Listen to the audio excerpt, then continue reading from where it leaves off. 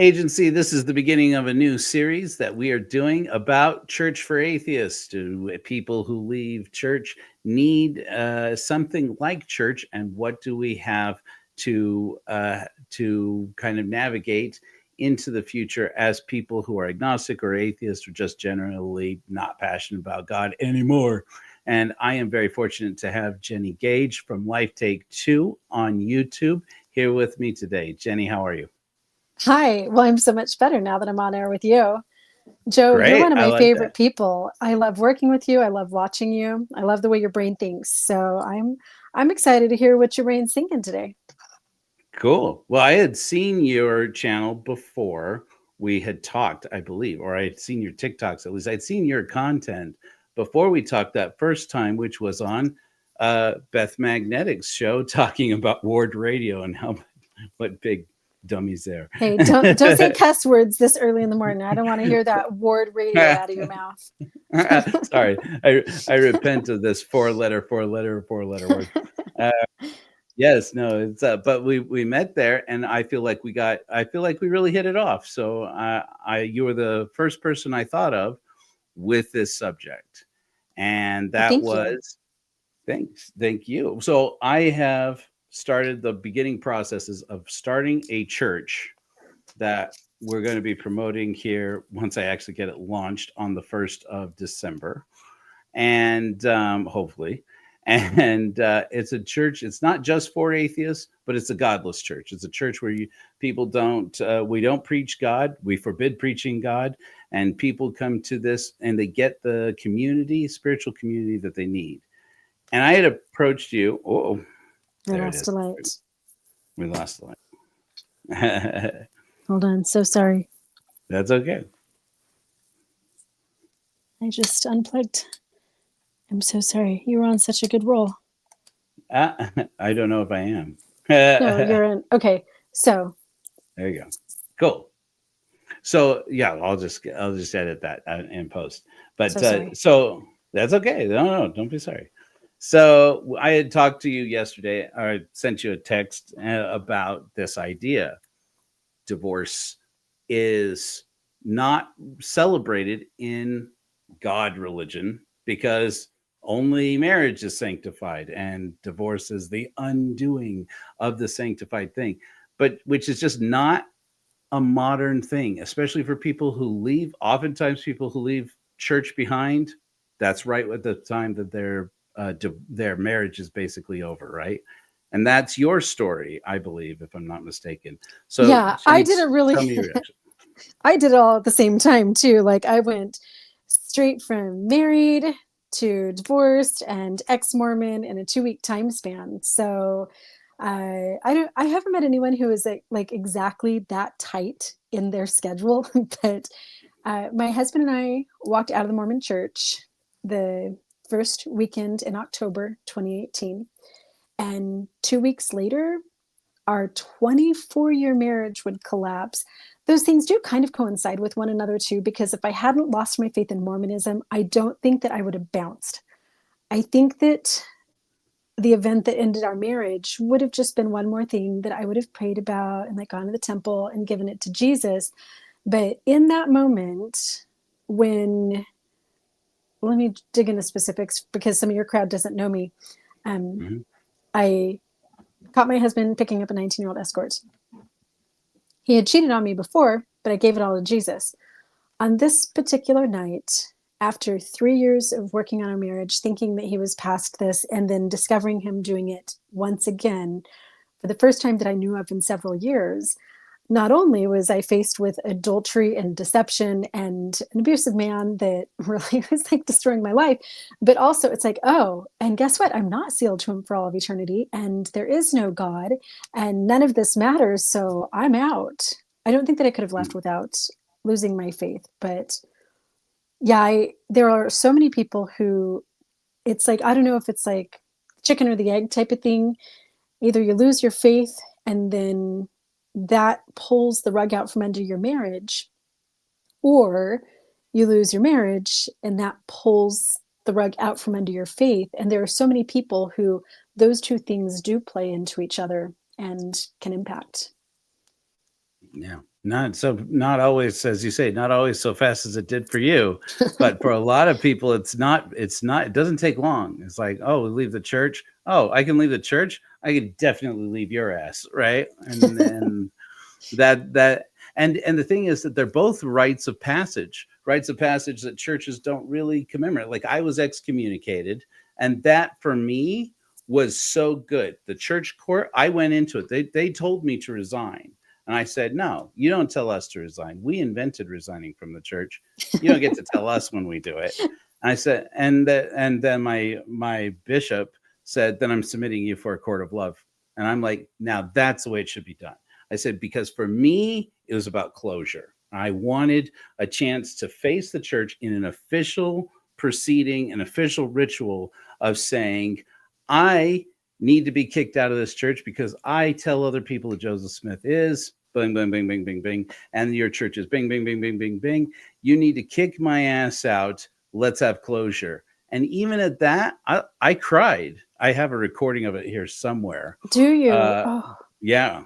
Yeah. I'd be happy to send it to you. I've been looking for it. I have like these old hard drives. I'm sure it's on one of them. But I was like, I cried when it happened. It was painful, even though I leaned into it. But I'm so grateful that I did it, because it was a chance for me to let go of Mormonism because I had already at that point, I'd been out of the church emotionally for like a decade, for over a decade, actually. And that was, people laugh at me who are still in the church when I say this, but I know you won't, because I've heard you say the same thing on your program. I had to grieve God.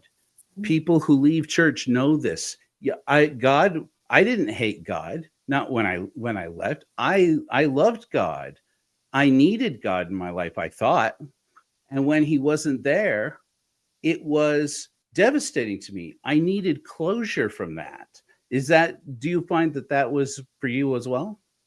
I am literally tearing up just hearing you share that experience, and especially that grieving the death of God, because it is exactly the same as when my grandma died and we had a funeral and buried her, and she was no longer part of my life. Heavenly Father and Jesus Christ and the Holy Ghost had been my constant companions for as long as I can remember.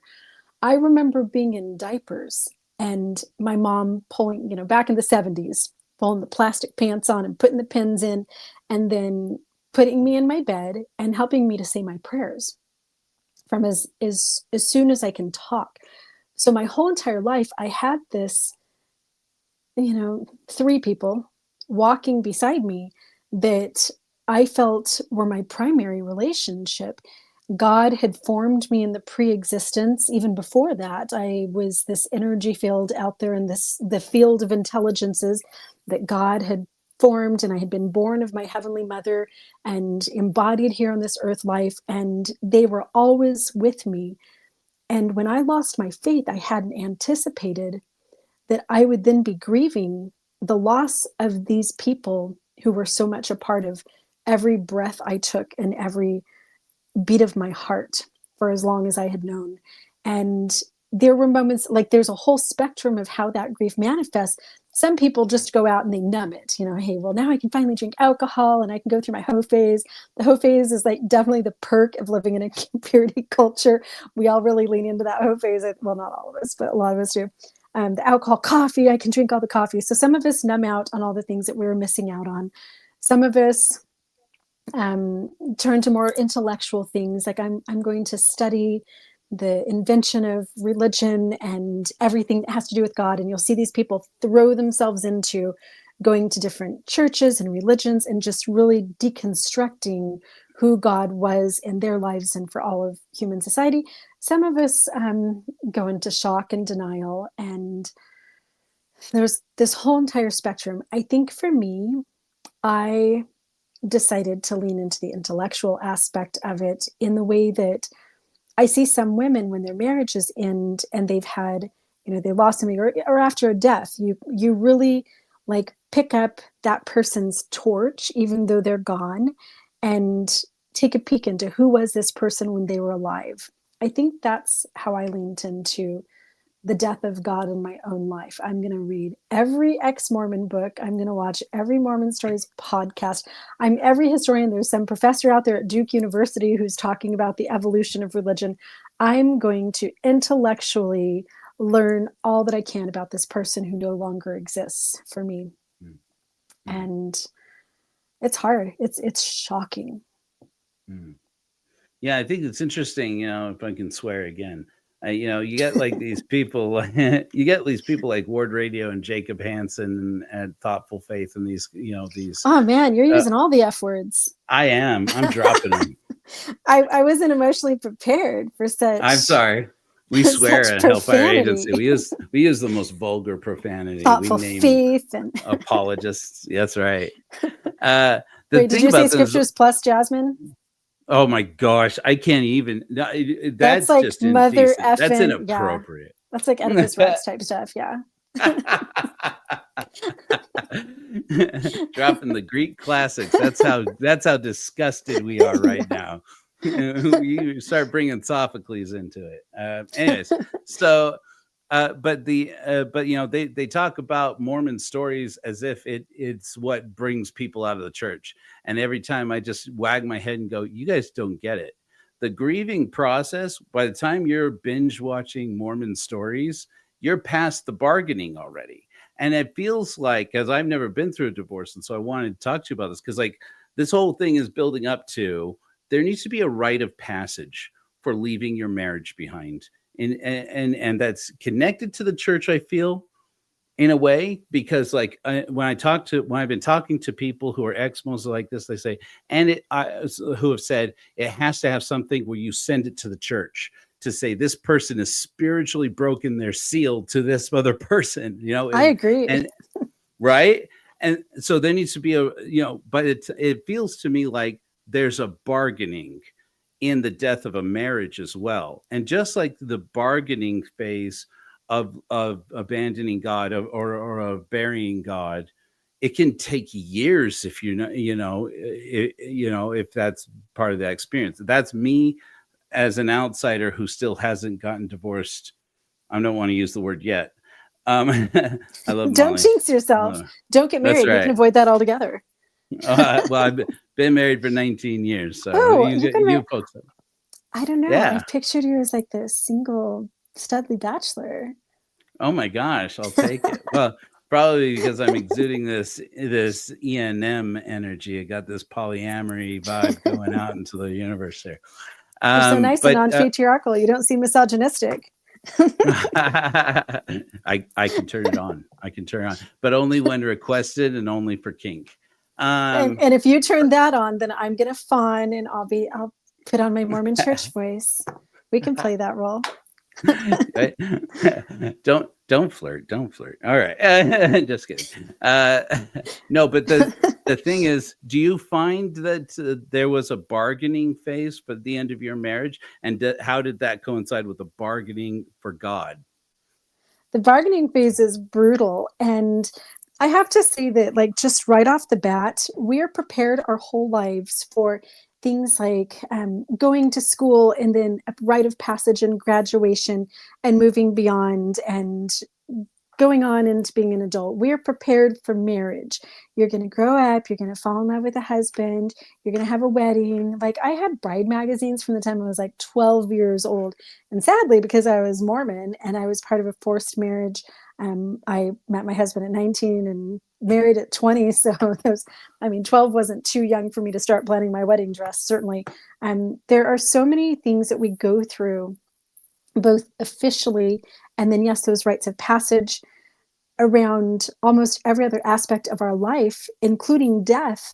But we have turned a blind eye to divorce, partially because Christian nationalists, I call them Christian Nazis now, the Christian Nazis have forced marriage on everybody throughout, all of the world, anywhere where they've colonized. Right off the bat, they make everybody get officially baptized and church married. They give them all the sacraments, and marriage is one of them typically. And in America, in the United States, we have to get married and expand the population. Like that's just, it is foundational to our national security. And so it's pushed on us as the primary unit of society, although most humans historically didn't get married. And the nuclear family is a brand new invention that has never existed in all of human civilization. America just kind of trademarked that. But marriage is pushed on us. And because marriage is so foundational to our survival as a nation and supposedly as a species from our very American mindset and perspective, we can't talk about divorce. If we soften divorce for people, then people are going to get divorced, is the thought. I had no idea what divorce was going to look like. I grew up in a very insular community where nobody got divorced. My Mormon friends and family were all very unhappily married. So I had to reach out to a friend on Facebook when, like the night that my marriage collapsed, who I knew had been divorced and happily remarried, and just barrage him with questions. His name's Dusty. And all night long I was like, so Dusty, does it feel weird to have a second wedding? Like, do you really bond with that second person, or are you still bonded to Julie? And what about blending your family? What about the kids? And what about Christmas? And sometimes do you feel like you still miss Julie, your ex-wife? I had to ask this one poor guy every question that I had about divorce because I had absolutely no education or context for it. None of us have our parents raise us and say, by the way, someday you might get divorced. Here's what that's going to feel like. Here's some things you might want to keep in mind, and here's how to do it effectively. I guarantee there's probably not a parent out there who educates their kids about divorce, which is shocking because we have this 50% divorce rate. So the bargaining phase, oh man, that's like being like stuck in the doldrums back in the old days with a ship and a sail, and you could be there for months and run out of food and die of malaria and scurvy, and pretty soon there's mutiny and you're eating each other. Like, I think that bargaining phase is so brutal in divorce. It's one of the worst parts of the grieving process, like just the shock of the beginning periods, and that the heartbreak and the numbness and all that stuff, that kind of insulates you. But once you have that awareness of, oh my God, my marriage is collapsing. I'm not married. 24 years for me. I met him when I was 19. I was a 45-year-old woman. When you start in that bargaining phase, like, oh my God, like this isn't fair. How can I change this? What can I do? It's the worst. You're a ship without a sail. That makes total sense to me. Because it seems to me like in that bargaining stage, that's where the nastiness starts to come out. They start preparing the nastiness for the divorce. This is the stuff that's, really where it's going to really come to a head. But at the same time, to avoid it, you start to make sacrifices. The bargaining side of it is always self-deprecating, it seems to me. I don't know, maybe you can tell me about that. I mean, it seems like it's almost never, most people, it's very little setting boundaries for your spouse. You are going to stop doing this, you're going to stop doing it, although I'm sure there's some of that involved.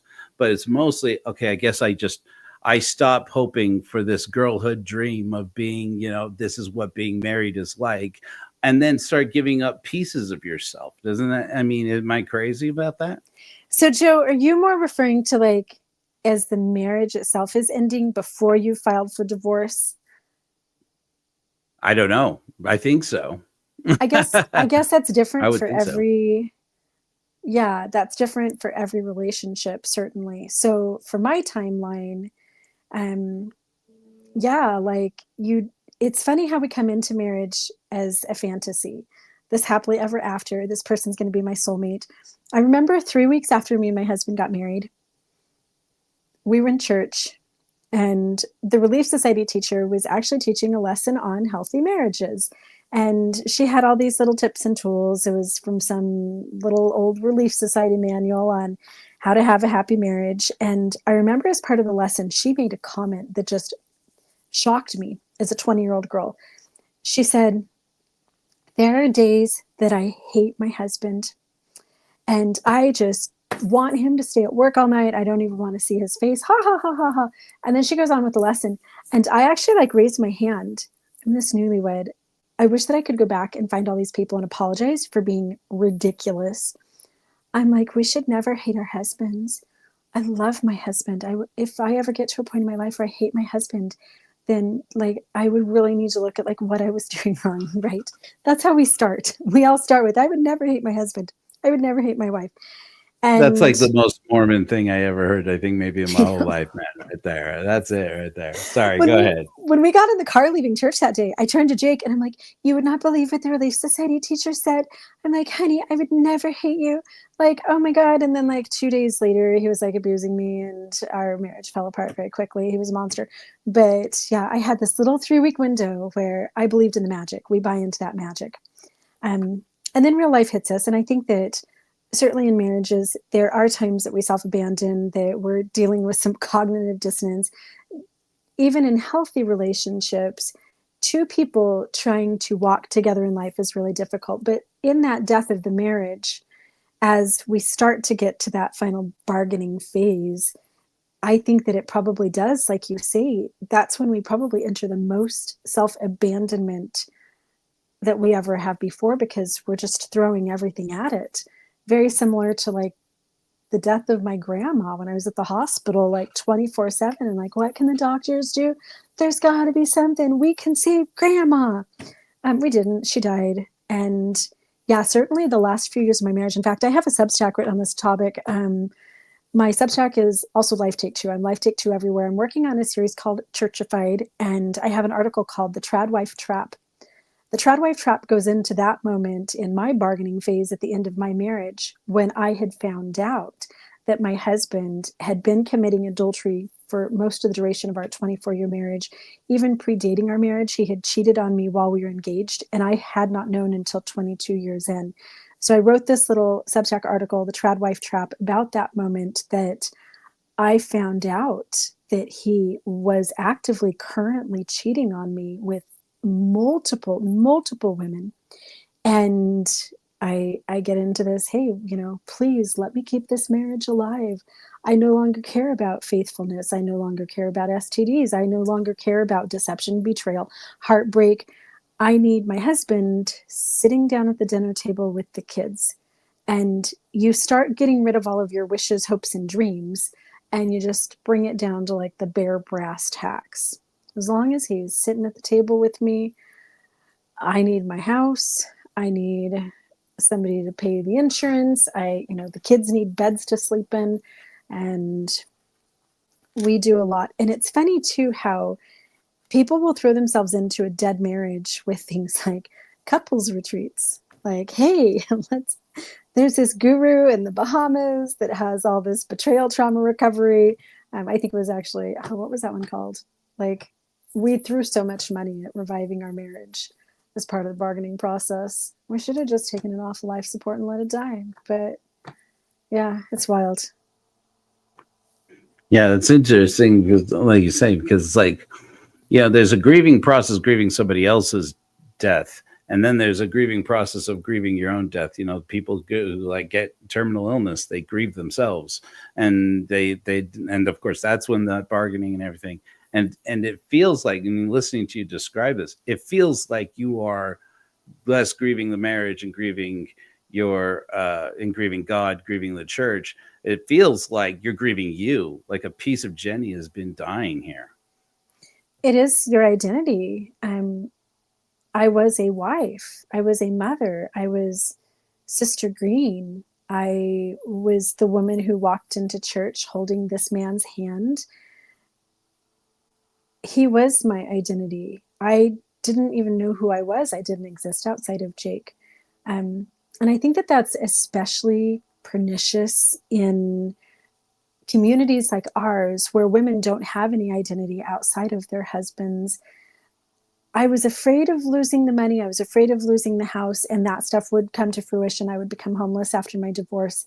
But I didn't even know who I was without him. And no matter how abusive, no matter how much he cheated on me, no matter how much I didn't trust this guy, I had been walking beside him since I was 19 years old. I had become him. I didn't exist outside of him. And that's such an interesting thing to think about, Joe. wifehood is an identity. I think that dual death of my faith and my marriage within that 2-week time span pushed me into an existential identity crisis that I wasn't capable of dealing with and didn't have the resources. And I don't know if you know this part of my story, but in October, my faith crisis, 2 weeks later, my divorce, and December 8th of 2018, I would then almost successfully take my life. I was thrown into an existential identity crisis that was beyond just grief and heartbreak. I felt like I didn't exist anymore. And that loss of everything almost led to the end of my. That's why I'm called Life Take Two, because I woke up after being in a coma for a while and was so surprised to still be here. But yeah, certainly in communities like ours, it's not like I was Jennie, the accountant, and the marathon runner, and also just happened to be Jake's wife. I wasn't Jennie, the school teacher, and also Jake's wife. I was Jake's wife. I was a trad wife. I stayed at home. He was the foundation in my tribe. The rest of my tribe, I mean, the Bible did that to me, leave and cleave. Teachings within our church that, date night and husband and wife shall, cling to each other for all of eternity. He was my everything. And the loss of him meant that I died that day too. This is deep, dark, and depressing. Well, we'll move on to something really exciting here in a minute. But we're talking about divorce. I think that divorce is heartbreaking, and you can have good divorces. There are people who are like, yay, ding dong, the witch is dead, or, free at last, it's Independence Day. And certainly every divorce has aspects of that. There's a spectrum of the grief, depending on how long you've been together, how invested you are in the relationship. But I think that we should talk a little bit more about the heartbreak and the pain and the disappointment and the loss of identity with divorce, because it is not an easy thing to move through. And as human beings, we have coping skills. For somebody dies, we bury them in the ground, we have the funeral, our whole tribe surrounds and supports us because they know you just become a widow, so we got to be there for her. We don't have that around divorce. And divorce, I think, is even more complicating, because it's not like my husband was dead in the coffin and now he's living with Jesus or whatever. No, my husband lived less than an eighth of a mile across the street from me with a blonde, and she was not me. And I think that's worse. Yeah, no, absolutely. I mean, I was thinking, it's, we celebrate it and it seems sweet and wonderful in the moment. And I still feel like it's sweet. Like, I think about it, is this moment where it's like, now I present to you Mr. and Mrs. Joseph Rollins. And it's like, yeah, I like anybody else, I was in love with it when it happened. But at the same time, kind of going on, it's like, it's not like her life didn't happen. She was Molly Shumway before. She is a person. She had other loves before me. She will have life after I am gone, if she's fortunate to live on beyond me, or if we get divorced one day, And it's like, it's amazing though, because it's like, we teach little girls to think of themselves almost like decorations. It's like, you are a decoration to this man's life. Joe, thank you for acknowledging that. A lot of men don't dialogue around the female perspective the way that you do. I think that's one of the things that I appreciate about you so much. You have a multifaceted perspective. Well, thank you. I mean, I think about it a lot. I mean, I maybe because I'm a thoughtful person, but also because I have a daughter and I have a wife, and I've lived and seen in the ex-Mormon community, especially, how the after effects of marriage, it lingers on. It's not like you just become an Exmo and all this is gone. Oh, I'm liberated from all of this. I'm sexually liberated. I'm emotionally liberated. I'm my own person. Again, return to it. Most of us were never a person other than this Mormon person all our lives. And and now it's like Life Take Two, start from ground zero for a lot of people. And it's like, but their values are still over here, And so it's like, I feel like there has to be a ceremony that says, these are the things I acknowledge are toxic about my life before, that are all wrapped up in God's definition of who I am as a spouse and core to who I am, and I'm leaving it behind. And so that's when I said, I think that the church, my church, this Godless church, should have a divorce ceremony where you get a kit. Maybe there's an officiant, maybe there isn't. I don't know Britt what it looks Hartley. like. We need to have Britt Hartley officiate. She can be I the tell you, spiritual officiant. I've been talking to Britt Hartley. I don't know that she wants my saying that, but I've been talking to her. I'm like, Britt, this is a conversation for you to weigh in on here, because I don't know anybody who's more into this very conversation than Britt Hartley. But yeah, you're right. I mean, but okay, so that's when I said I have never done this, and most of the people I think who will do this will probably be women. I can't say that for sure, but I need to talk to a woman who's been through this before and say, if you had something like this, would it appeal to you, first of all, to have something like this? Or am I crazy and just No. Joe, shut up? Okay, so when I was getting divorced, and my divorce was just brutal, and I was so ashamed of things, and then also as the ex-Mormon complicating aspect of my divorce, you become everything that your whole entire life you've looked at as the bad guy. Like, you know, the tank tops and the short shorts and drinking coffee and stuff. Like, I saw no reason not to drink coffee. It's delicious. It keeps you awake. It's fun. But then also, I am every bad Mormon ad poster. I'm everything that my seminary teacher in my young women's presidency warned me about, right? Like, all of a sudden, like, oh God, I'm the problem. I'm like, look at me, I'm evil. So you really have this loss of identity. So as I'm going through this divorce and this transition, I remember one morning I was just like laying in bed, I couldn't sleep. And so I was on YouTube. Is that what we all do when we can't sleep? And laying all alone in my bed without my husband, going through my divorce. And there was this couple in England, and they had this beautiful divorce ceremony. They had their family coat of arms sewn as a tapestry that they had then had some tapestry person cut down the middle, and then they had like done a lace, like laced it down the middle, you know what I mean? And what they did was they had all of their friends, and they read these poems to one another, and then they undid their vows. And it was like this beautiful thing. Like, thank you for their children were there, their grandparents, everybody was there. And it was in this little meadow, like in this forest, surrounded by trees on this, cloudy England day. And, thank you for walking this path with me. Thank you for the 3 beautiful children, for the businesses we've built, for the missions that we've accomplished, and now our paths must part. And so behind, like, there was like a little arch, and then their coat of arms, and the coat of arms now had 2 sticks on it. And as they walked down this path, somebody was unlacing this tapestry, and then it got to a fork. Joe, they both went their own separate ways down the fork path. I can't talk about this. I'm going to cry. Oh my God, it was so beautiful. And there was like a violinist and like the person walking behind them that unlaced the path. And then they each had the separate part of their little coat of arms tapestry.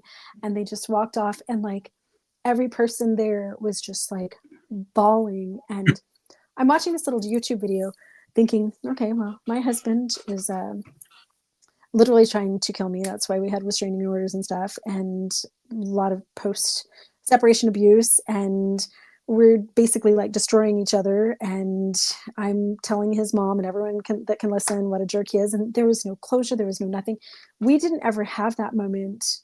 I tried to, but I couldn't, where we sat down together and just said goodbye after 24 years and 5 children.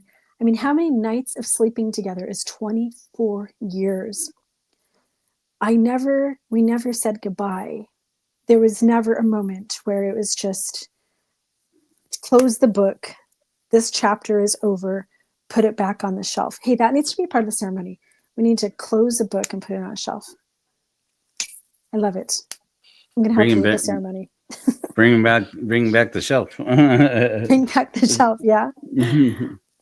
Yeah, that's interesting though. Is saying it feels like you're saying because that's beautiful. First of all, you people across the pond, are you more emotionally healthy than us? I mean, what's going on I there? think it was just this one couple. Like, I don't even know if that's, I don't live in England. I have no idea. Like, I don't know if that caught on or what, but it's the only time that I've ever seen anything that looked like a divorce ceremony. Like, I have girlfriends who like, they have their divorce like bachelorette parties. And so they go out with all their girlfriends and get drunk. But I don't think that couples do that. Joe, one of the problems is that we wait until our marriage is so dead and toxic that most people, as they're divorcing, can't talk. They can't be in a room together. So for some people, I think it's recognizing when the relationship is over and stepping away from it when you still can. Like, we, my divorce ceremony was divorce court. I sat there with this judge and two attorneys fighting back and forth, like this joust to the death. And then boom, you're going to get your document in the mail and good luck. What, how, it's horrible. So when you said that you were going to like come up with a little ceremony for your atheist, your non-church church, 100%, 1,000%, 1,000,000%, I will invest in that. Cool, cool. I'm gonna need some. I'm gonna need some intellectual investment into this and emotional investment into it because I don't know what I'm doing. I came up with a thing. I presented it to my friend Chrissy, who's an old friend of mine, and who got divorced when we started not dating exclusively, but we started going out when I came home from my mission. And then very clearly it became clear to us after a short while we're not meant to be together. Thank goodness, because we almost certainly would have probably been divorced pretty quickly. And but she'd gone through a divorce once, and so I said, here's my idea. What do you think? And she's like, I like it. She's like, but she's like, but I would hate to be pigeonholed into just that version. She's like, somebody's gonna like what you just said there a lot. And for those people, they should be able to do it, to do that. But you have to set like a range of different ceremonies that they can pick to fit their individual situation. So it seems to me like you're suggesting the same thing. Like maybe there should be a different ceremony for a couple that's amicably trying to separate versus, there may need to be a way to do it in a way that you wake up and choose violence without hurting Yeah. anybody. But you wake up and choose violence, because mine was I choose violence. Let's do this. Let's do this in a blasphemous way, which is a very ExmoJoe way of doing things, right? But not everybody's going to be like that. Is that about right? Yeah, but I feel like we need to universalize a couple of symbols of divorce that are used throughout, like untying your hands from one another and like exchanging something. Like, I feel like that should be something that we should all universally do. And then people can write their own vows and personalize it. But why don't we as a society have a divorce ceremony that is universal?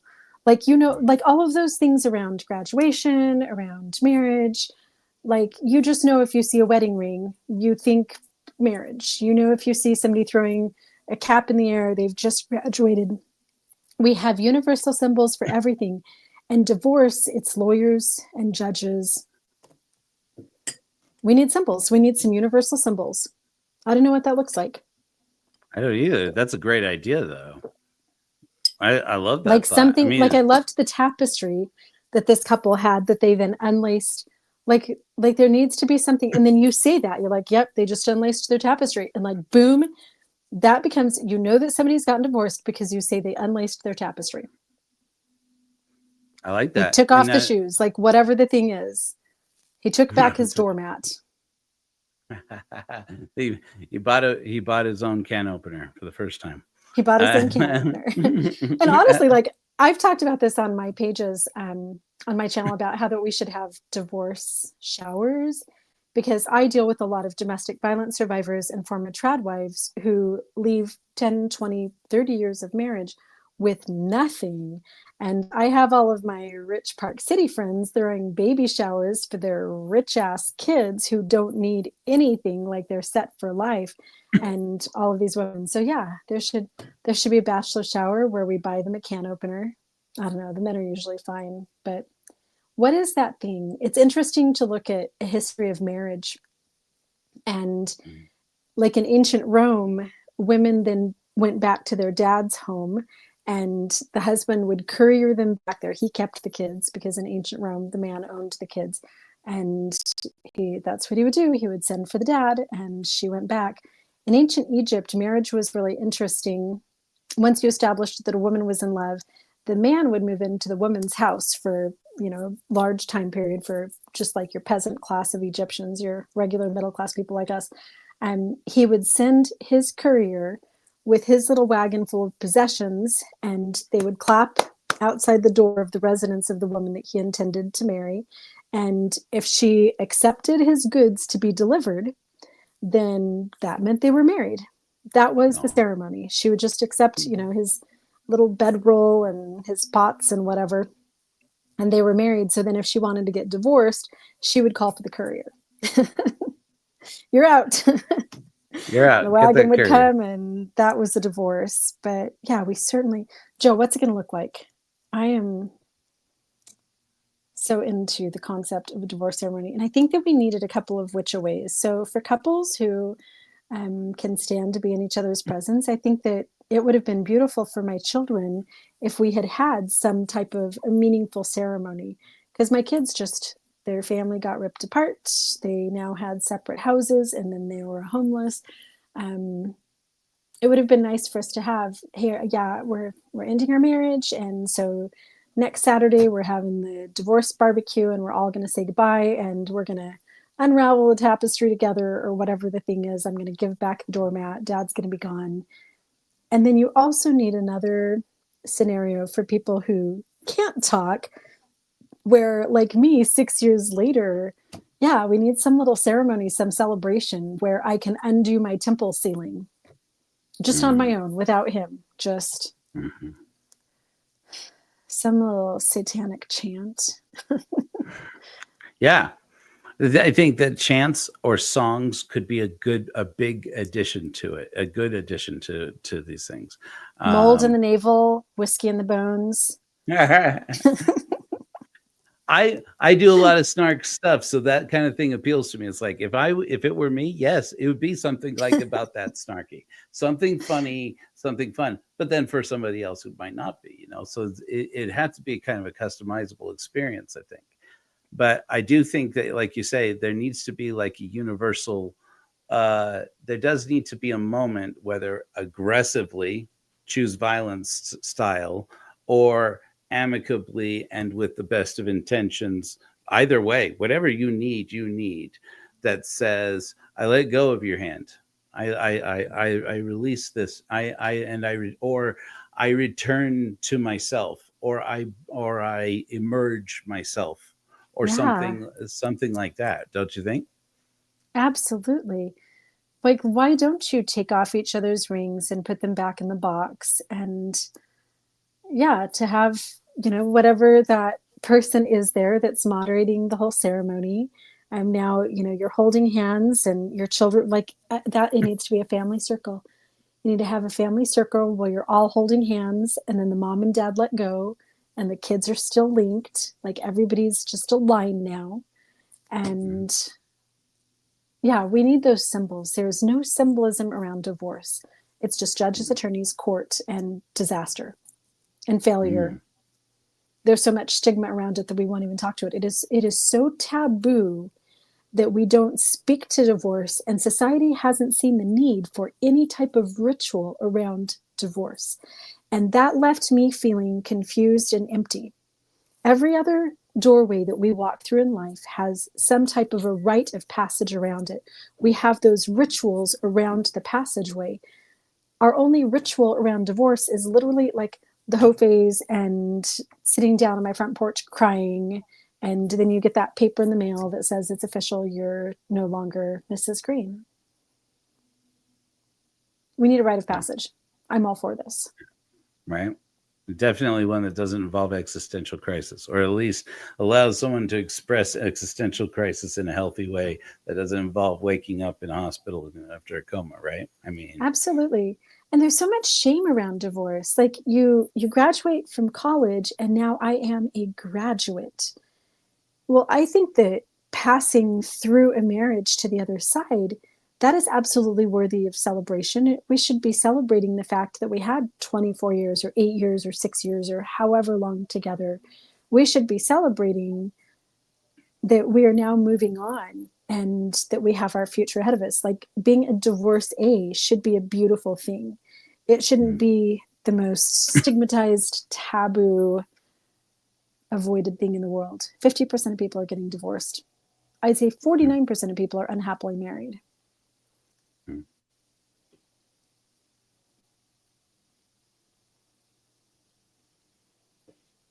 at least at some point, because this is something I've told people. I had a friend who got married. I married Molly after 60 days after we married. And and I wasn't even Mormon. I wasn't even a practicing Mormon. I was a Mormon, but I wasn't a practicing Mormon. And 19 years later, we're still married. We have problems like anybody else has problems. Well, we're also polyam, so we also have other problems like that. But but the thing is that people ask me what's your advice for a long marriage, for staying married for 19 years. I said, marry Molly. I'm like, look, the fact of the matter is, once upon a time, our ancestors died at like 40 years old. Mm-hmm. And so to say till death do you part was not that big of a sacrifice as it is now. We got to make a life if we're going to live to be some of us 60, 70, 80, 90 years old. If we're going to be Nosferatu old, like Nelson, like President Nelson, like old Rusty, then we're gonna have to plan, like, what is life take two? What is it like after somebody says, okay, I didn't sign up for 100 years with you, guy. And that's when go ahead. I'm sorry. Finish your thought. So what I had suggested to my friend Chrissy, and I've said this to my wife, and she seemed moderately impressed, and I was like, okay, maybe this isn't such a great idea, but I like a large bowl, if you will, like a large plaster or ceramic bowl, maybe something like that, something that looks nice as a piece of decoration that you would keep, right? Not that you just throw away, but that you keep long term. It's a decoration for your home. And then you take a picture of your wedding day, put it in there, and some ceremony, some combination magic words, and then smash it. Or you take that friendship bracelet that from when you were your first date, when you were high school sweethearts, and you cut it. Or you take the family last name sign and burn it. Take something, burn it, smash it, whatever, anything that has emotional value to. And I thought, oh boy, so many people are going to be like bubbling through it, like crying. I thought you almost need like a friend to stand there and read it for you and say, okay, this item is the blah blah blah blah blah, it signifies blah blah blah, so that you could just blubber blah, blah, blah, blah, and just like cut it, burn it, smash it. And then you put it all in the bowl. And then with the bowl, you get like a jug of resin and activator. You activate some resin and pour it in the bowl and fill it up until all that stuff is solidified. All that broken crap is solidified in there. And now that's your divorce bowl, man. That is the moment you cemented your grief and set it where people can see. I broke a marriage and I loved it. I celebrated every day. I broke this marriage. I broke this ceiling and I left it there. And I had so far. I don't know. I'm like, I don't know if I'm 0 for 2 or 2 for 0 on this, but it's like both Chrissy and my wife thought that's a very nice idea. It's a very Joe kind of idea. I'm like, well, okay, give me something else then. I like that. I've kept everything. Like I didn't break anything. I did throw my wedding ring off the top of Camelback Mountain.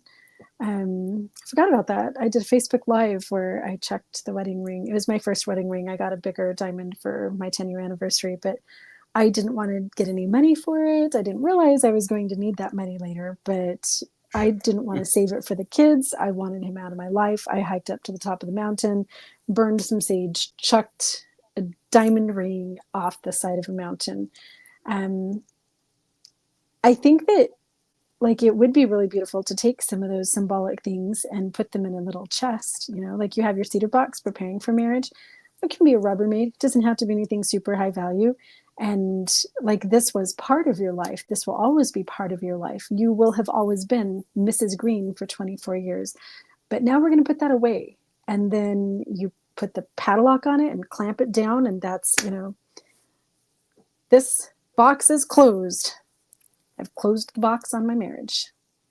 That's interesting. You know, Molly, I was talking to Molly. She runs CODA meetings. Do you know CODA? I learned about this because of Molly, but it's Codependence Anonymous.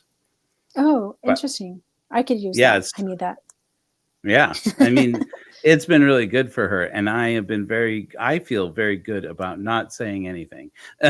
Molly is a much more spiritual person than I am, for a godless person. But that's been a journey for her. Like she reads tarot cards and stuff and loves tarot cards and things like that.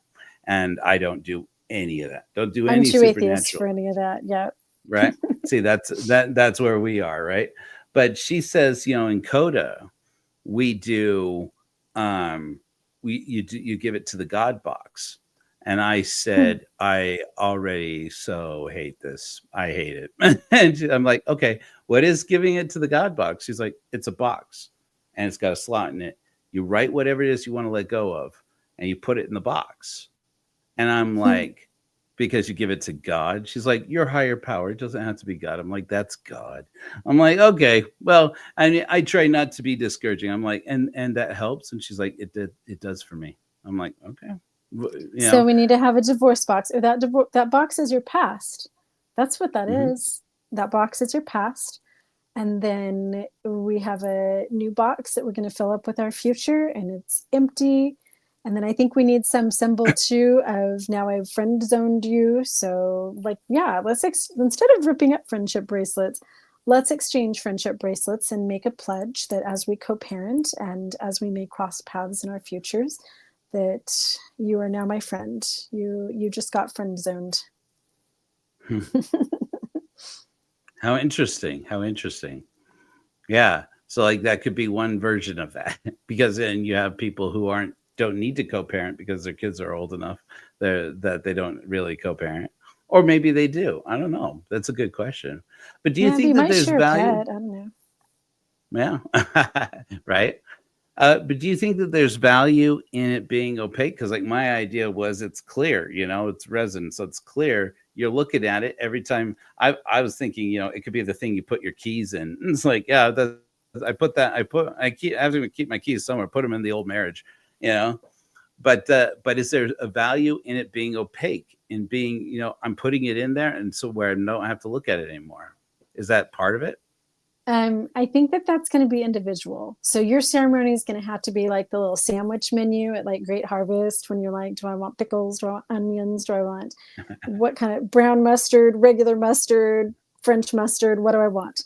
I think that you're going to have a menu, because certainly for different people, it's going to be different. There almost needs to be a doula experience. It's like a death doula, you know, it's like somebody who sits you down and says, let's talk about shaping the ceremony of your burying your broken old marriage. You know, are you both going to be there? Are you both going to do the same ceremony? And what are and then like, let's go over some options of the different things you want to work through and symbolize at the end of this. You know, maybe that's part of the process. What do you think? I think that courts, absolutely. I love that. I think that we need to change America. Like, I think that courts should mandate that you have a divorce ceremony. You had a marriage ceremony. Why are we so shameful about divorce? Why is it just in some back alley? We as human beings should understand universally that we need a rite of process around this. then yeah, we're going to individualize it. And certainly some people are going to want that doula to figure out. Like for me, I would certainly on my own afterwards, like in the after hours, like to like burn his picture and dance naked under a full moon. And I don't know. I have a little voodoo doll. Literally, one of my friends bought me this little voodoo doll. It's camouflage because he was from Arkansas, and it's one of these damn it dolls. And she had stuck all kinds of different pins and stuff into it. And she's like, whenever you think any bad thought, you take Jake's little voodoo camo and you bang it against the desk, and the pins drive a little bit deeper into it. And okay, so this needs to be state mandated. We all have to have some type of a divorce ceremony and help us process, and then we're going to have a doula and we can customize. Cool. I love it. I mean, good luck to us getting it state mandated in Trumpistan, but the Christian Nazis are terrifying me. What? I don't even think that Trump understands that he just created Frankenstein. That's the thing that terrifies me. Donald Trump has no idea the people that just elected him. He has no idea. And they don't know him. And frankly, I mean, it's shocking. When the day after the election, the one of the top searches on Google was, "Can I take my vote back?"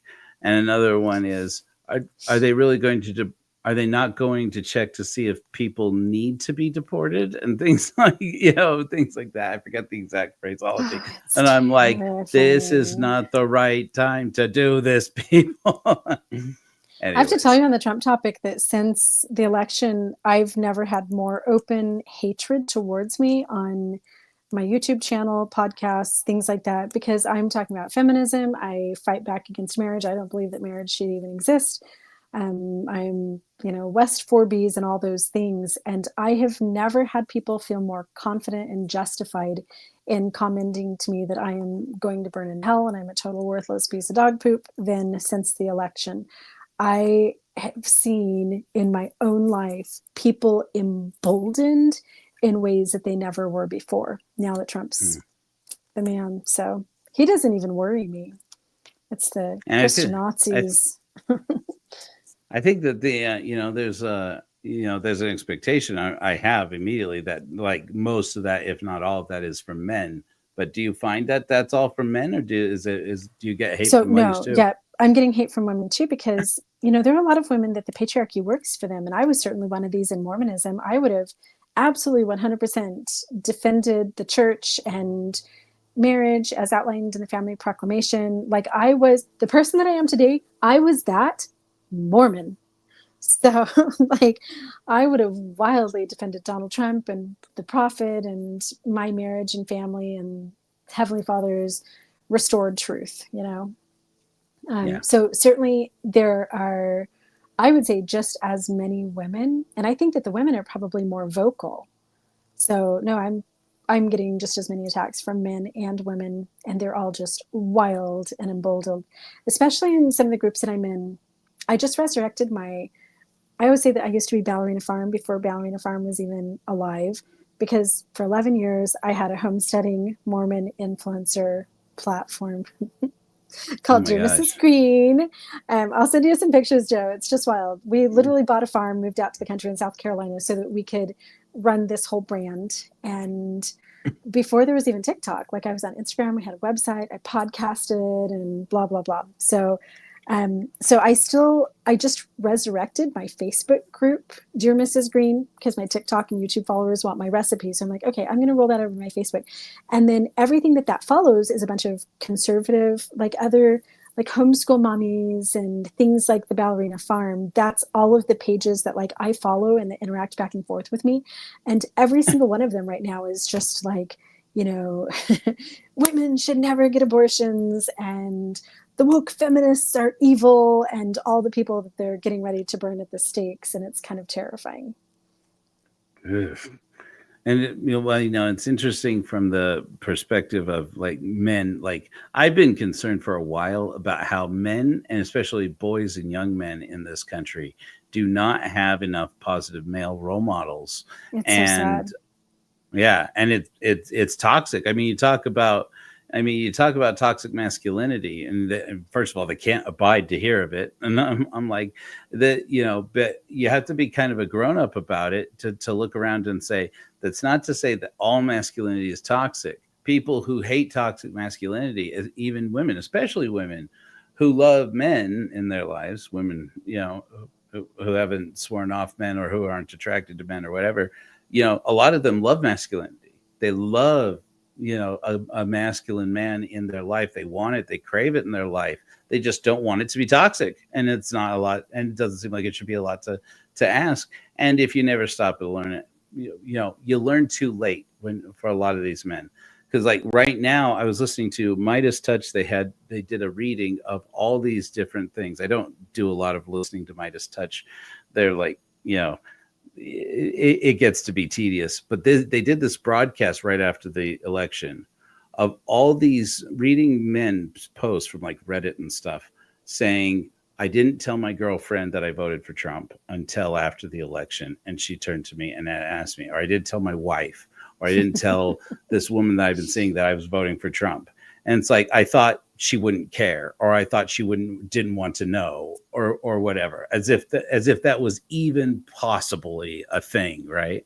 And then they told their spouse, they told their intimate partner that they voted for Trump, and then they said, I want some space from you. You get out.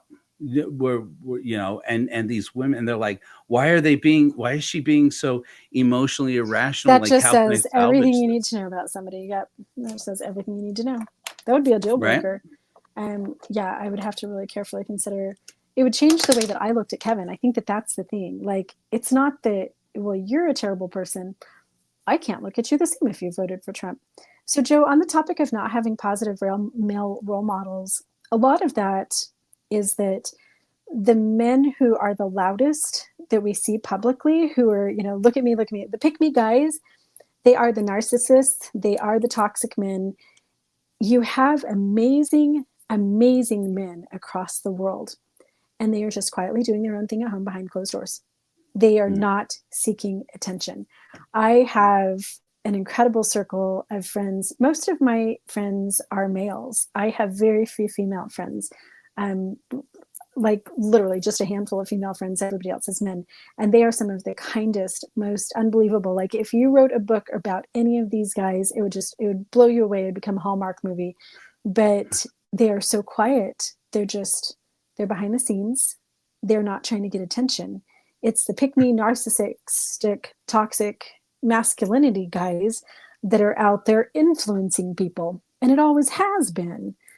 That's just how society works. Once we start to stratify and seek status, it's the status seekers that speak the loudest, and all of the good guys are just kind of going about our own thing. So it's really difficult to find those role models. Every once in a while, you'll see one of their lives that gets turned into a movie or a book, or you might just notice a really great example, a hero, like a true living hero in your own neighborhood. It might be your kid's school teacher, it might be your doctor, it might be just, your neighbor girl's husband.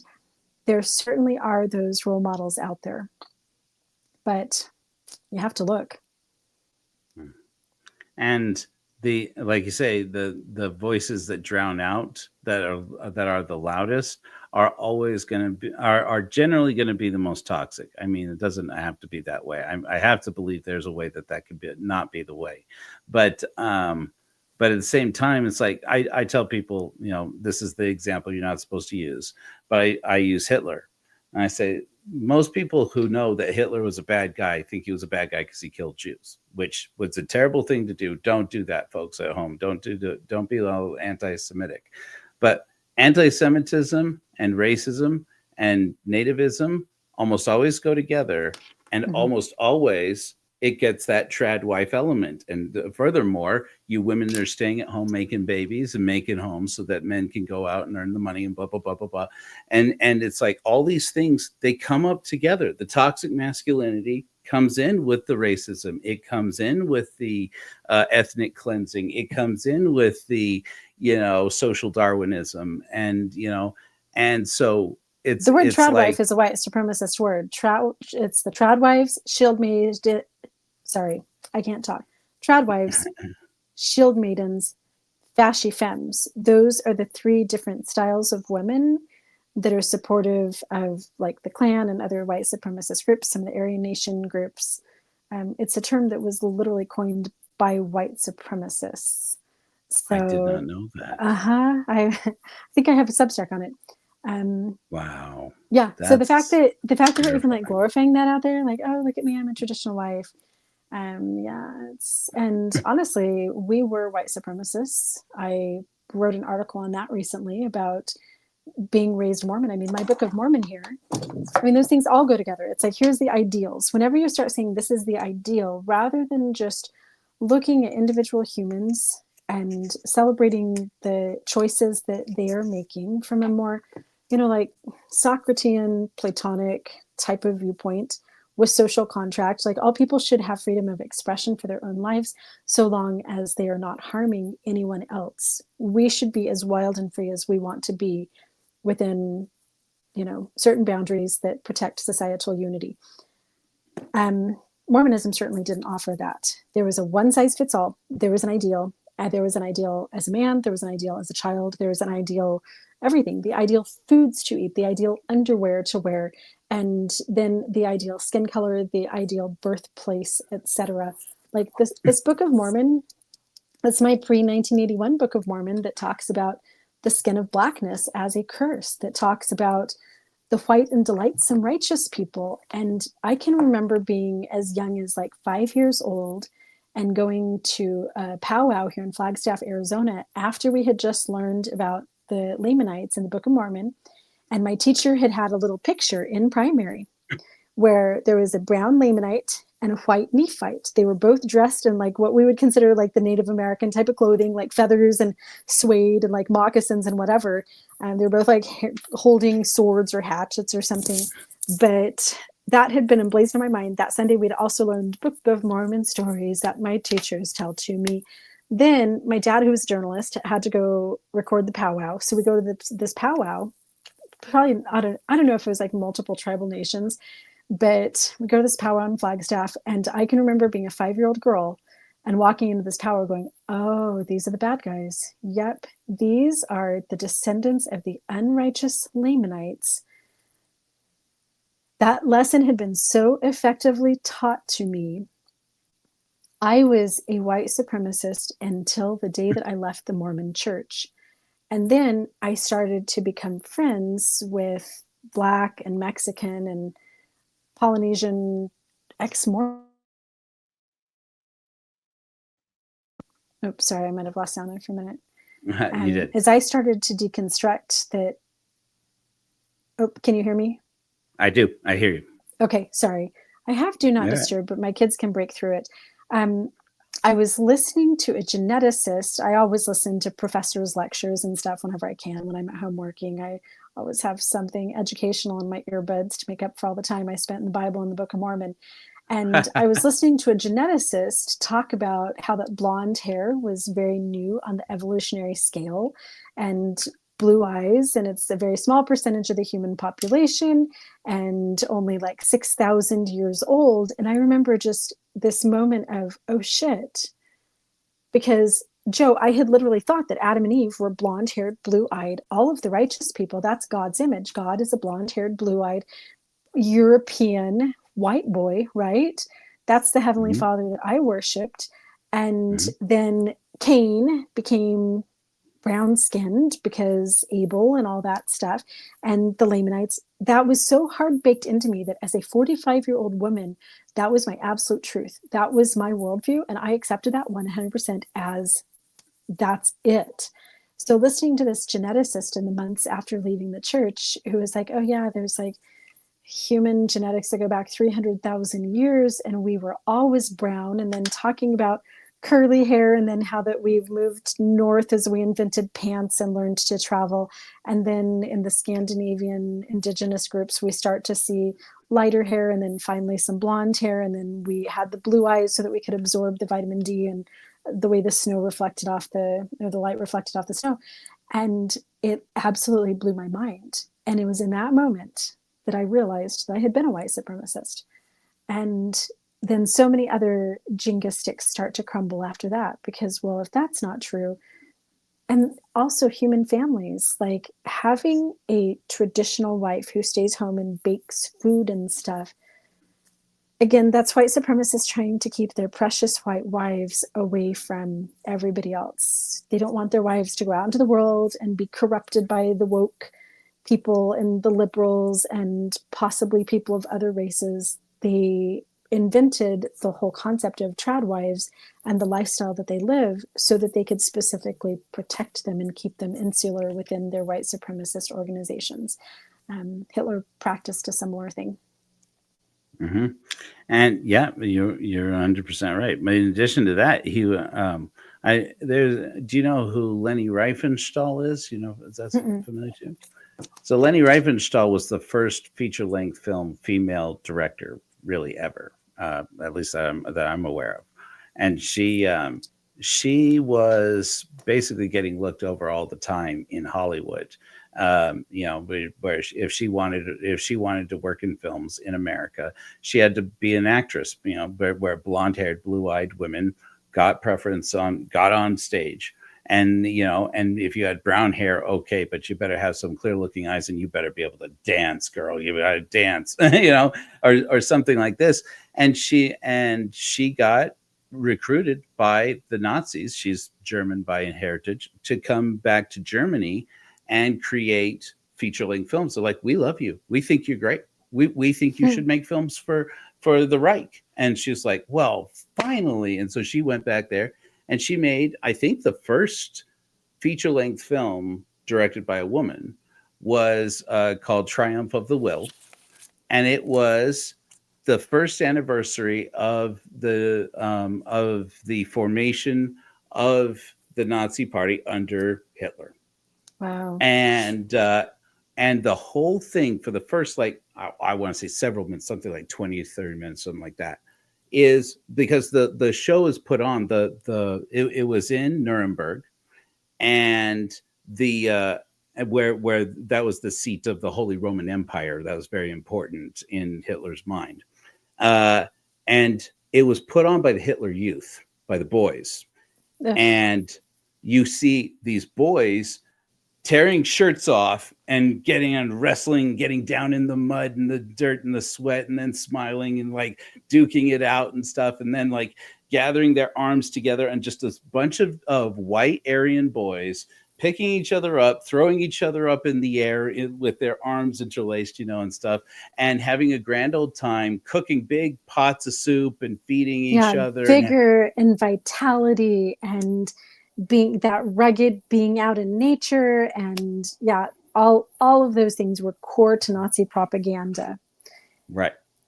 And then they have all of the soldiers come in, all the generals, and then Hitler, and then one of these boys. I mean, it's like that moment out of Cabaret, if you know Cabaret, where the boy sings the "Tomorrow Belongs to Me" song.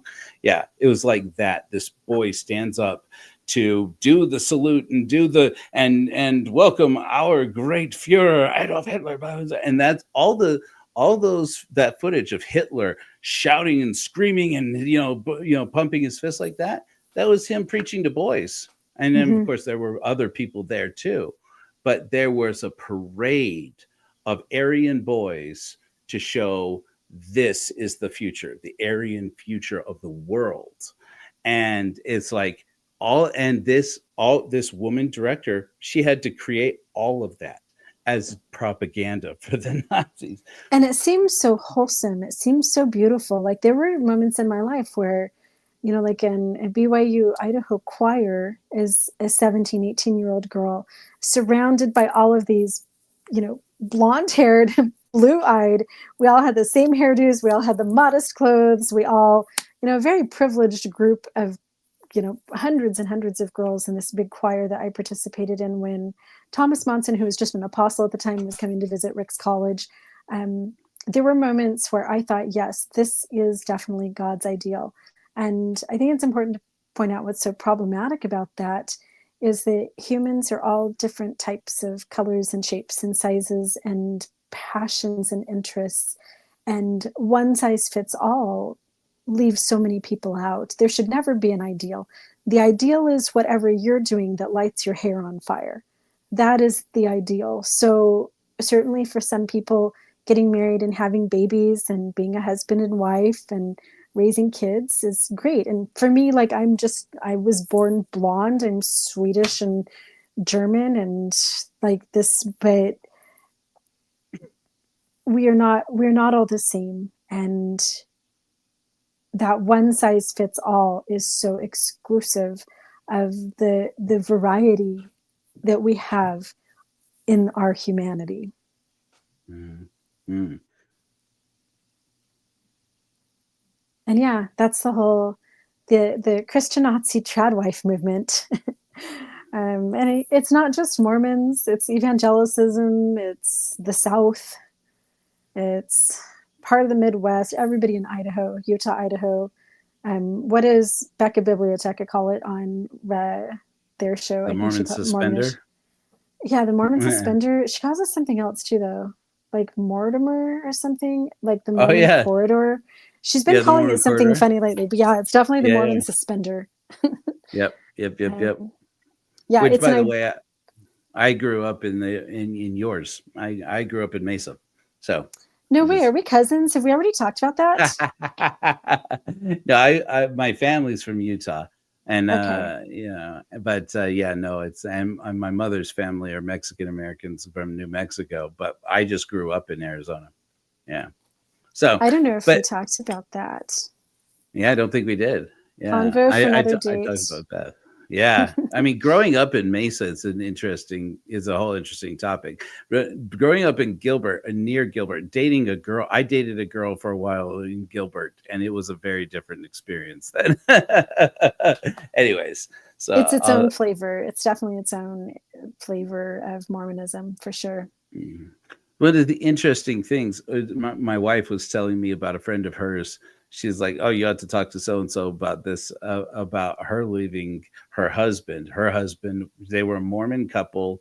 They were not judgmental of us. She's a sweet person. I liked her a lot. She left her husband eventually, but I remember when I met her, and she was like, I could never live without the church and blah blah blah blah. And now she makes spicy content since she left her husband, and she sustains herself with that.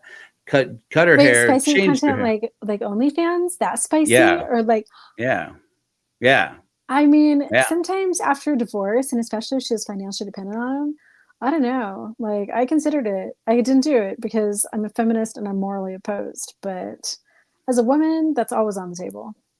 But it's like it's interesting because like because those are part of that is our Mormon values, which you don't shed automatically, you Nope. know, and they're part of you, and I don't think you should shed them automatically. It's got to evolve with you as you move along, right? Because like on the other side, it's like this is in demand.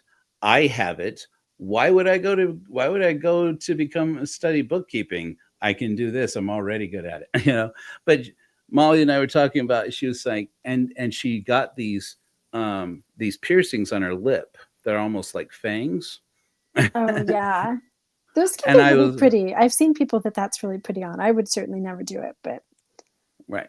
But it's interesting because like I was thinking about that. I'm like, when it comes to ceremonies with divorce, most women I know who get divorced change either the color of their hair, or they change the length or shortness of their hair, oh, or that's they so change, funny. right? Yeah, What because you else? were talking about that white and delightsome stuff from being Mormon. It's like they change the way they dress, obviously, because you can finally wear tank tops. You can finally wear something that you feel good in, feel good about your body. And then they Yeah. get tattoos. Like I was talking about my friend who, she got divorced when she was still Mormon, stayed Mormon. She's with her husband now, and as far as I know, they're happy. So, and I wish them all the happiness, joy in the world. She's a very dear person to me. But just recently, she's like, Joe, how many tattoos do you have? And I'm like, none. And she's like, really? I just Zero. got like the third one. And I'm like, really? I'm like, you haven't even officially left the church yet. And she's like, yeah, no, I just got, I just got this. And she sends me this. She's got one of those tattoos around your rib cage or under your boobs. I'm just gonna say it, under her boobs. Really cute, really pretty, like henna tattoo type style, and it looks amazing. And I'm like, I never would have guessed you would go for tattoos. And she's like, I thought every ex-Mormon got tattoos. I'm like, I try we're a not to lot. have paradoxical responses to my faith, so I haven't had a tattoo yet. But there's something to say for this impulse to change your image Yeah. as a part of changing who you are and leaving that behind. And hair color, the Nordic look, for a lot of people, most blonde haired, blue eyed Mormon people I know, that's one of the first things they're like, I'm going to dye this hair jet black. Okay, I'm It's going to like, send you a picture because I went brown. I ah. immediately went brown. I'm going to send you a picture. I'm not brown. Yeah, I started doing all the dark eyeliner and stuff. That's so funny. I've never thought about that. But I wonder though, like sometimes you have to experiment with different personalities. But for me, when I left my marriage, I felt like I had never had my true identity. So I was experimenting with who I really was. I had been who he needed me to be. I had been who the church said that I was. I didn't know who I was. It was just about 3 months ago that my therapist, I still work with a trauma therapist because of the prolonged domestic violence and violent things that I witnessed throughout my life. And I was working with my therapist here just a few months ago, and she's helping me to renegotiate our responsibilities in our home between my partner, Kevin, and I. And so she has me one night a week cooking dinner for just me. And it's giving me a mental meltdown. Every time I go to the grocery store, I'm like, I don't know what I like to eat. I know what Kevin likes. I know what Chloe likes. I know what Brody, Delaney, I know what everybody else likes. And my identity is so much derived from feedback from others. Like I have to have that positive validation from other people, like, good job, Jennie, to keep me going. And I truly don't even know like what food I personally like because nobody ever asked me. I just ate what I got in my big Mormon family, and then I cooked for a big Mormon family. And I'm 50 years old. I'm pushing 51 here pretty soon. And I don't know on a random Tuesday night what to buy for myself for dinner. I can barely make that choice. It's the most agonizing thing that I do every single week. I actually just went to Trader Joe's first thing this morning, and I don't know, like when I'm just cooking for me. So for many of us, I think like if we've always been blonde or we've always been this or we've always been that, we may not know who we truly are because we have been a couple. We have been part of an organization that controlled every aspect of our thoughts and our hymnlines and everything for so long that I think that exploration of expression is so important. It's how we find our freedom. And then some of those things may stick, like, hey, I like myself with short hair, or I like to run marathons. And some of those things won't stick, like, this isn't me. But I know for myself, I'm doing self exploration as a 50-year-old woman that I wasn't allowed to do as a 14-year-old girl, that I certainly could not have done as a 17, 18, 19-year-old at BYU, Idaho, and that I never had the time or the freedom to do as a wife and a mother for 24 years. So I finally have, like right now, after my divorce and after leaving Mormonism, I have this new adolescence where I get to explore those things. I can pierce my nose if I want to. I can tattoo my face if I feel like it. And this is the first time that so many of us have ever had that freedom to just dip our toe in the water of a different persona. So I think that that's it's a very predictable thing. You see the ex-Mormons like, whoo, here we are. But Yeah. I think that that's healthy. And for many of us, that is claiming independence that we never had before. I definitely think I love that. I'm thinking because that's where I am. It just seems to me that if I equate it to my experience leaving the church and embracing my autism and understanding neurodivergence more for me. It's there's a process of getting to know Jenny as Jenny. Mhm. There's a process of getting to know Joe as Joe that was stifled by Mormonism and God, but I'm sure has to be stifled by marriage, especially with how many of us got married so young. You know what I mean? And so when people, like you say, there's the hoe phase. A lot of people do that when they get divorced. I've noticed, and in the polyam community, it's twice as hard. It's like, oh, here they go. You know, they'll take to Tinder, or they'll take to the polyam groups. Next thing you know, they've slept with everybody. You know, and it's like, okay, you done So you funny. done with that? You get that out of your system yet? But here's the thing for me is that I wonder sometimes, and I'll throw this out at you, see if what you think about this. There's like for me, part of my journey with autism has been art therapy. I Mm. paint Joe. I paint Joey.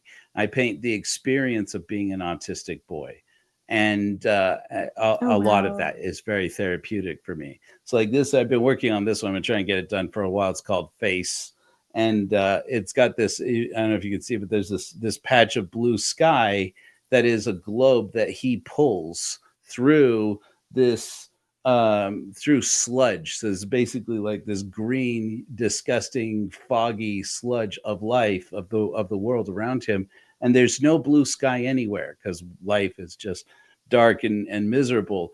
But he has to medicate so that he can drag his little patch of sky that's constantly draining out of Mm. him. And it's like I don't think anyone will ever buy that painting. It's fine because I need it for me. You know, I painted it for me.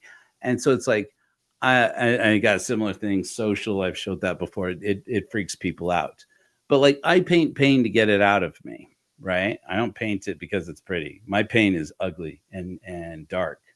But I can't help but wonder if for people who are discovering themselves, a process could be sculpting the inner you in clay or something something you can take away and keep it, you know. Tools for Er, self-discovery. They're so yeah, important. Yeah. We all have those tools. And we have to find those tools. I think that some people could possibly walk through life without ever discovering themselves. And I certainly see people in the ex-Mormon community get stuck in, I am this person's ex-wife, or I am an ex-Mormon, and not really dip their toe in who they are as a person. I think it's interesting too how much religion, and I think I should clarify really quickly too that I am an anti-theist. I believe that religion is harmful. I see overwhelming evidence that man created religion, man created God, God didn't create man. That's my worldview. That's what I believe. There is evidence to support. I believe that religion is one of the most toxic things that human beings ever created, and that there's no scenario in which our lives are improved by religion. If there are some aspects that are beneficial, they are outweighed by those that are negative. So, as an anti theist, it kind of breaks my heart to see the way that religions make us focus out and up instead of in. And we're always performing for an audience. That audience may be like, for me as a faithful Mormon, I was on my day-to-day, everything I was doing, I knew that Heavenly Father was watching me. So I was performing for God and Jesus and my dead great grandma that I thought could see me from heaven because Brigham Young said so. And then out there in the community, I was the light on the hill. When I was in high school, I was the only cheerleader on my team who was LDS. And so I was always performing for this audience, and I was playing a part that was very disingenuous from who I was internally. And leaving the church 6 years ago and then trying to finally rebuild my own. Who is Life Take Two, Jenny? Like, what, literally, what the fuck am I even, what do I eat? What's my favorite food? I still don't know. I have no idea. For the first time in our lives, we're able to self-express in the way that Homo sapiens so beautifully can do for just an audience of one. And that's one of the trickiest things to learn. And I think that that's a deconstruction piece that so many of us miss. We're still now performing as ex-Mormons, and we're thinking about what's public facing. And we miss out on that beautiful little human bit of just experience.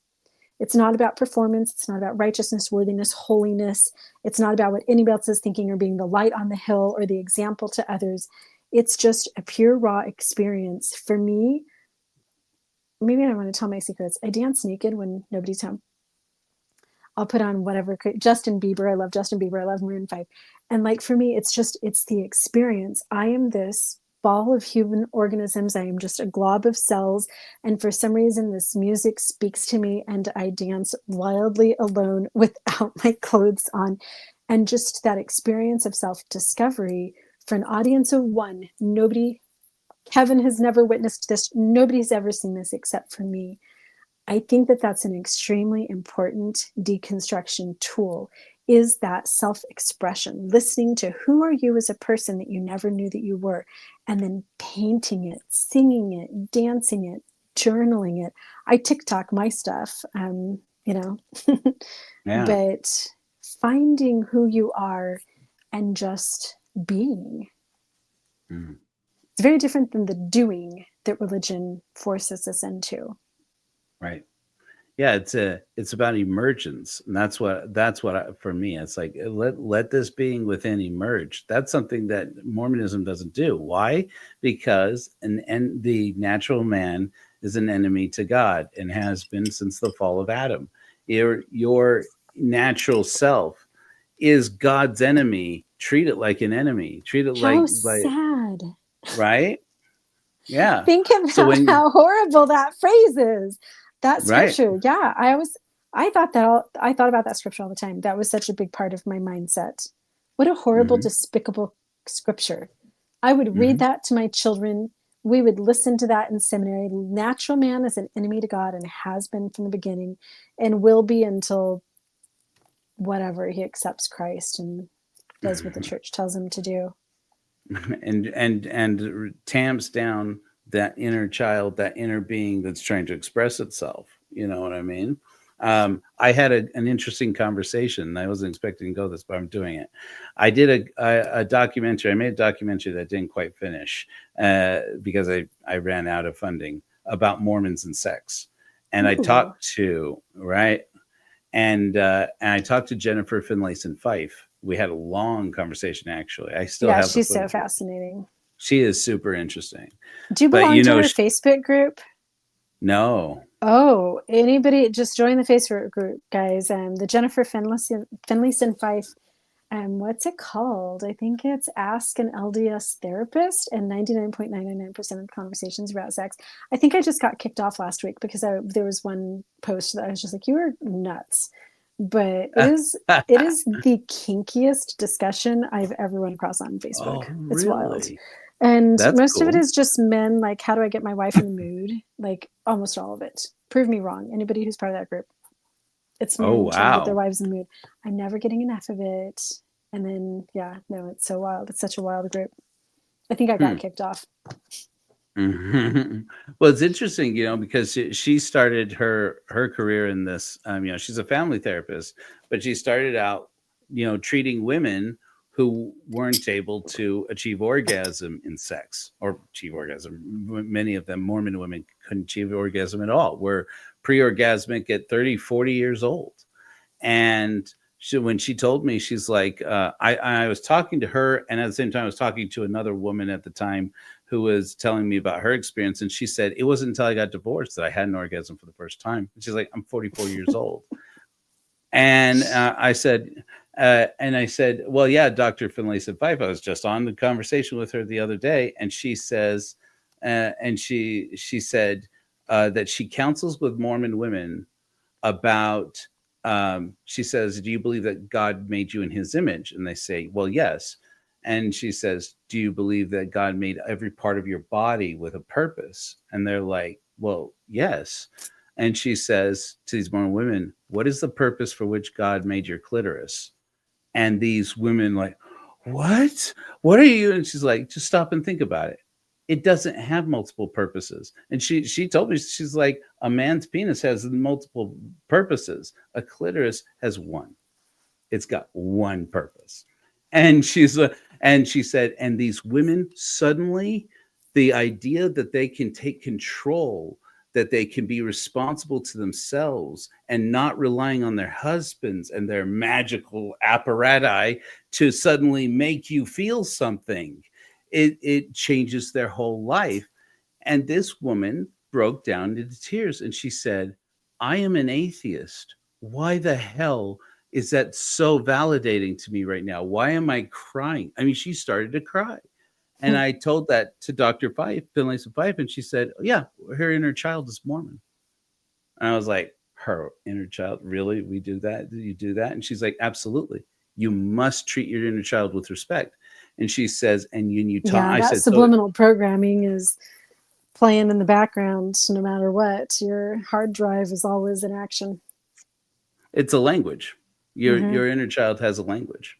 Yep. So That's so fascinating. That was one of the biggest questions that I got after the Secret Lives of Mormon Wives, and I never did a video about it, but on all of my socials, everyone was just like, what do you think about the fact that Layla never had a no? And it's like,